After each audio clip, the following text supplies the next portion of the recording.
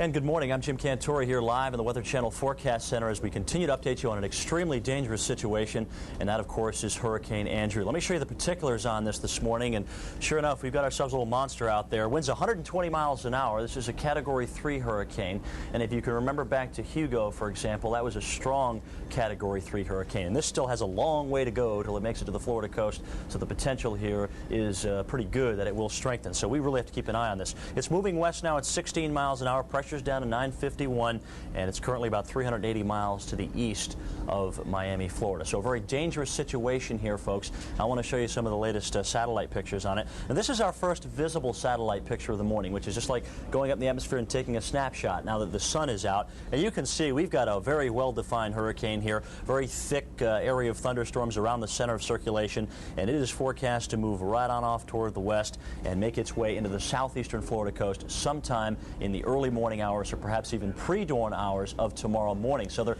is not a lot of time to react right now, and that's something that you really have to consider in a very populated area like Dade, Broward counties, even up toward Vero Beach. And again, if this follows this particular track, this is where we feel the areas that will be most affected will be. So this is something that we have to watch. All right, we're waiting for the satellite sequence to load here. I'm going to show you an infrared picture here, and this is where we have the colorized tops, and you can see how deep these thunderstorms are. And it almost looks like the hurricane is actually expanding out a little bit and growing to be a lot bigger on here. All right, we have hurricane warnings, which are now posted for the southeast Florida coast. That means that we will experience hurricane-force winds within less than 24 hours, perhaps from Vero Beach down to the Dry Tortugas, and also notice on the western side, from Flamingo up to Bayport. Hurricane watches. They may also be affected with a hurricane that's coming into southeastern Florida. Folks, we spoke with Katie Hale of Dade County Emergency Management, and she tells us just what the major concerns are. Right now, my biggest concern is really twofold. It's one, those people who wait until the last minute to make a decision to evacuate or to prepare their home, and two, the elderly on the barrier islands who are reluctant to leave their homes but are very definitely in danger of losing their lives if they don't respond. Again, this is an extremely dangerous situation. You really want to pay close attention to what's going on here. We'll continue to update you as we go on through the day. And, of course, Andrew continues to work its way west. Stay with us here at the Weather Channel. A lot more adverse weather across the United States. Let's go to the studio with Keith.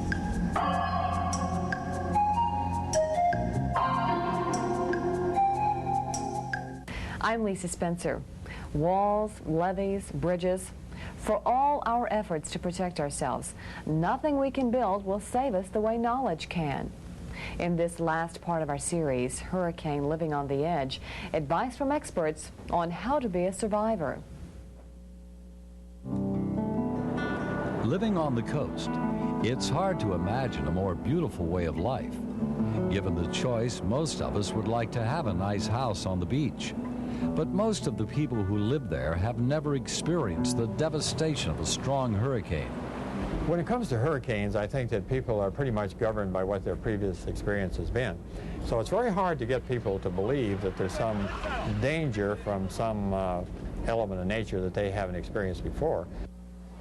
So the problem is this: how do you replace lack of experience with education? They've got to pay attention to official sources, and we do give the information that we have as soon as we get it. We're talking about the emergency broadcast, we're talking about the Weather Channel, we're talking about cable access, and most of our local affiliates do support the effort of getting information to the public. All who live along our coasts are at risk.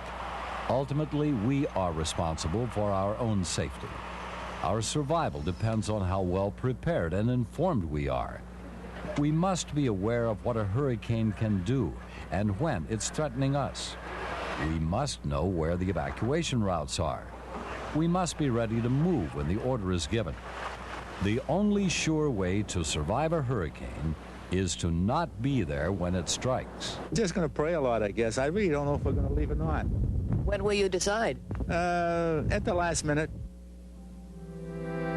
Evacuation is often the difference between life and death. Sometimes, waiting until the last minute is too late.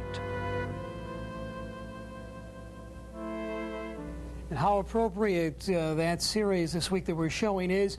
A major hurricane bearing down on the Florida coast should be make landfall sometime between midnight and dawn. We'll have more on Major Hurricane Andrew, packing 120-mile-an-hour winds. That'll be coming up in just a few minutes.